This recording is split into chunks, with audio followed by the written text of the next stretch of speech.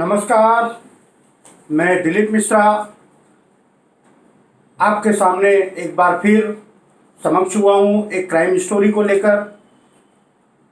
3 दिन पहले रात 9:45 से रात 10 बजे के बीच 5 राउंड फायरिंग और जगनेश ठक्कर उर्फ मुनिया की हत्या। इस हत्या के पीछे क्या वजह है, किसने की यह हत्या और क्यों की गई, यह सब सारी बातें हम आपको इस वीडियो के माध्यम से बताएंगे। इसके अलावा पुलिस के आरोपियों को पकड़ने के लिए पुलिस की टीम भी क्या कर रही है, यह भी हम आपको बताएंगे।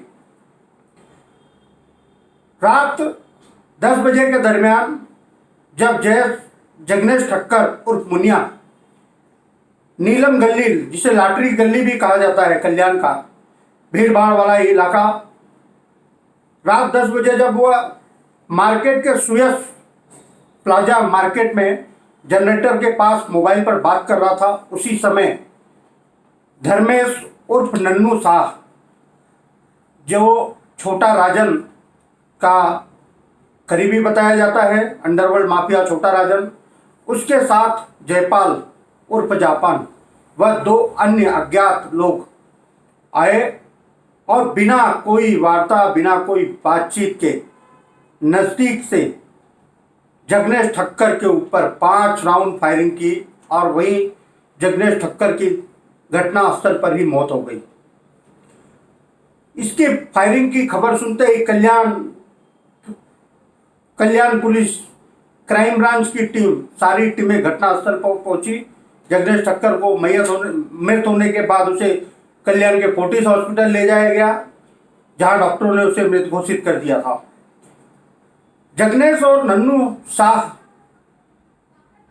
किसी जमाने में, किसी समय कुछ वर्ष पहले बहुत अच्छे दोस्त हुआ करते थे और दोनों जो आपराधिक गतिविधियां करते थे, जैसे बिल्डरों से पैसा वसूली करना, खंडनी मांगना, मर्डर करना, जबरी चोरी, ऐसे कई 15 से 20 आपराधिक मामले दोनों पर ठाणे जिले के विभिन्न पुलिस स्टेशनों में दर्ज है।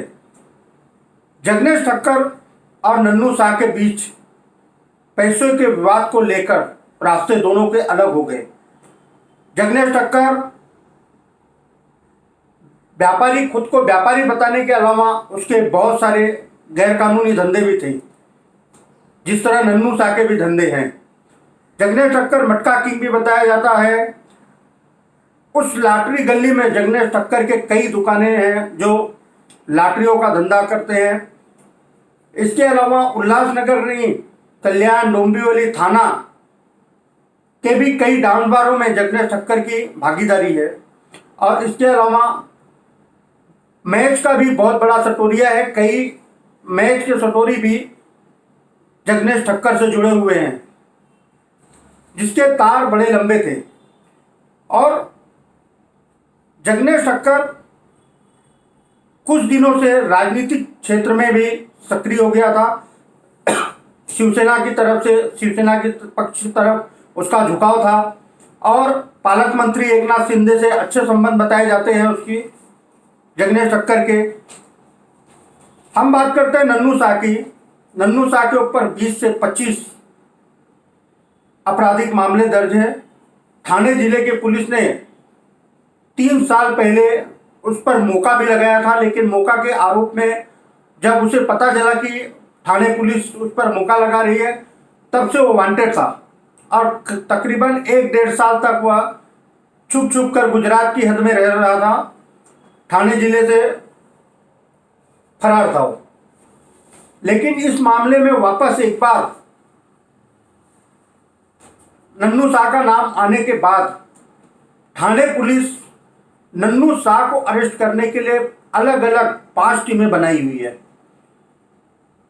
5 टीमों में क्राइम ब्रांच की team, Mahatma Phule police station की टीम, डीसीपी का स्क्वाड और अपर पुलिस आयुक्त उनका स्टाफ, ऐसे 5 टीमें नन्नू शाह व जयपाल उर्फ जापान को व 2 अन्य अज्ञात लोगों को पकड़ने के लिए तलाश रही है, सरगर्मी से उनकी तलाश जारी है।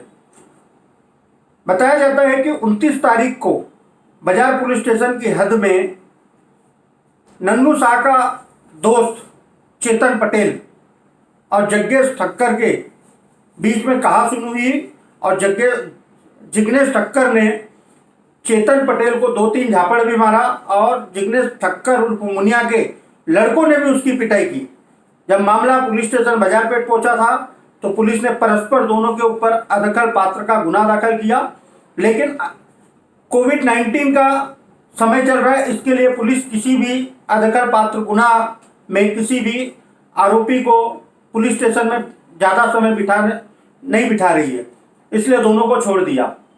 यह बात चेतन पटेल ने नन्नू शाह को बताई और उस समय जिग्नेश ठक्कर ने नन्नू शाह को भी खूब गालियाँ दी थी, ऐसा सूत्रों से मालूम पड़ा है। तो उस चीज़ों के वाद विवाद का गुस्सा जो नन्नू शाह में भरा हुआ था, उसने यह सोचा कि अब जिग्नेश ठक्कर को खलासी कर देना है और हुआ भी यही।